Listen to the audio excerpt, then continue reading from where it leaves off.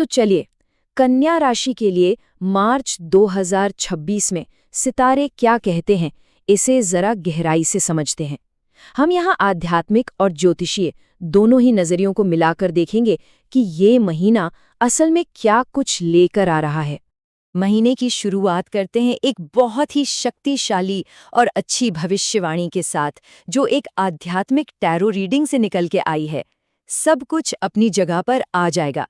इस एक लाइन में ही पूरे महीने की उम्मीद छिपी है, इसे याद रखिएगा। लेकिन यहीं पर इस महीने का सबसे बड़ा ट्विस्ट भी है। देखिए, एक तरफ तो किस्मत, अच्छे मौके और देवीय समय का वादा है, लेकिन दूसरी तरफ ग्रहों की चाल कुछ और ही कह रही है। वो कह रही है कि अनुशासन, धैर्य और बुध वक्री का भी सामना करना पड़ेगा। मतलब असली मेहनत की जरूरत पड़ने वाली है। तो मार्च का महीना वाकई बड़ी संभावनाओं से भरा है, इसमें कोई शक नहीं। लेकिन इन संभावनाओं को हकीकत में बदलने के लिए हमें ग्रहों के उस रोड मैप को समझना होगा जो इस महीने की पूरी एनर्जी को गाइड करने वाला है। तो ये रोड मैप दिखता कैसा है? देखिए, कुछ तारीखें बहुत खास हैं। 11 मार्च को बृहस्पति सीधी चाल चलेंगे, जिससे आत्मविश्वास और पहचान बढ़ेगी। फिर 13 मार्च से शनि अस्त हो रहे हैं, जो हमें हमारी जिम्मेदारियों की ओर धकेलेंगे, थोड़ा सोचने पर मजबूर करेंगे। 15 मार्च को सूर्य मीन राशि में जाएंगे, जिससे पार्टनरशिप पर फोकस बढ़ेगा। और सबसे बड़ी राहत 21 मार्च को मिलेगी, जब बुध सीधी चाल चलने लगेंगे और सारी कम्युनिकेशन की रुकावटें और देरी खत्म हो जाएगी। चलिए अब सीधे करियर की बात करते हैं। यहाँ तरक्की का एक बहुत बड़ा मौका दरवाजे पर दस्तक दे रहा है, लेकिन इसे पाने के लिए बहुत ही फोकस के साथ सही कदम उठाने होंगे। ये महीना अपनी काबिलियत को प्रमोशन में बदलने का है। और सिर्फ ज्योतिष ही नहीं, आध्यात्मिक संकेत भी यही कह रहे हैं कि एक बड़ी सफलता इंतजार कर रही है। जी हाँ, सैलरी में बढ़ोतरी या प्रमोशन की संभावनाएं वाकई बहुत मजबूत हैं। यह सिर्फ कोई ख्वाब नहीं, बल्कि एक हकीकत बन सकती है। तो सवाल ये है कि उस प्रमोशन तक पहुंचें कैसे?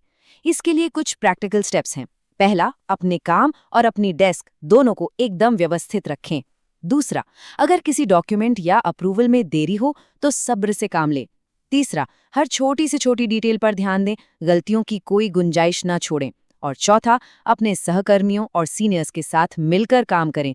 टीम वर्क बहुत जरूरी होगा। अच्छा, अब आते हैं पैसों के मामले पर। इस महीने का मूल मंत्र है सावधानी। जल्दबाजी में फैसले लेने से बचना होगा और एक सोची समझी रणनीति पर काम करना होगा, खासकर इसलिए क्योंकि खर्चे बढ़ने के भी आसार हैं। तो एक बड़ा सवाल मन में आता है, क्या ये महीना बड़े निवेश करने या कोई बड़ी फाइनेंशियल डील करने के लिए सही है, या फिर थोड़ा रुक जाना बेहतर है? देखिए, ग्रहों की चाल तो यही इशारा कर रही है कि थोड़ा ठहर कर, सोच समझकर ही आगे बढ़े। इसे थोड़ा और आसानी से समझते हैं।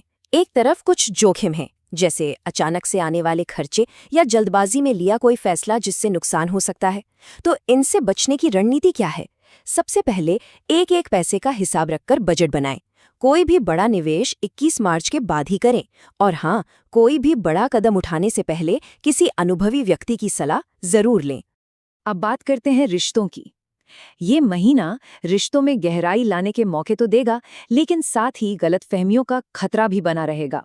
तो यहाँ सफलता की चाबी होगी एकदम साफ और सीधी बातचीत। रिश्तों में इस महीने एक बड़ा ही दिलचस्प बैलेंस देखने को मिलेगा। एक तरफ इमोशनल बॉन्डिंग, रोमांस और शादी तक की बात पक्की होने की मजबूत संभावना है।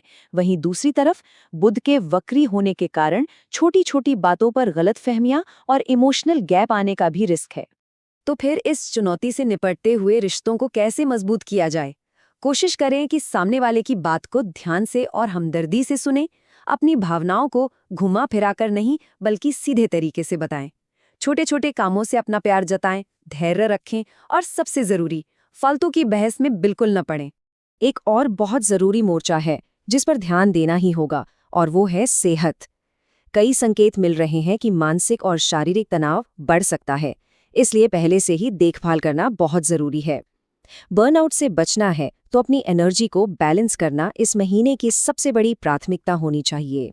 अगर स्वास्थ्य से जुड़ी चिंताओं को देखें तो लिस्ट में सबसे ऊपर है मानसिक तनाव, करीब 40%। उसके ठीक बाद है शारीरिक थकान और बर्नआउट।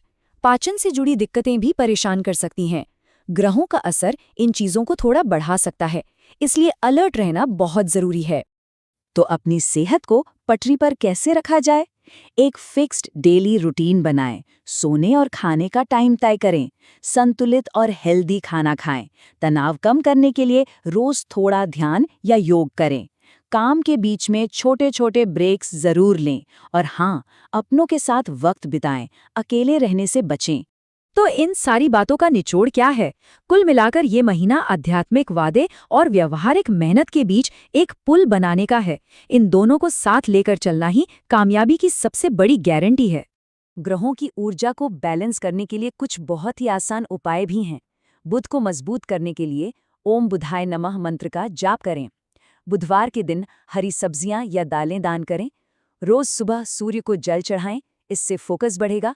और हाँ, पक्षियों को दाना डालें। ये छोटे छोटे काम भी बहुत बड़ा पॉजिटिव असर डाल सकते हैं।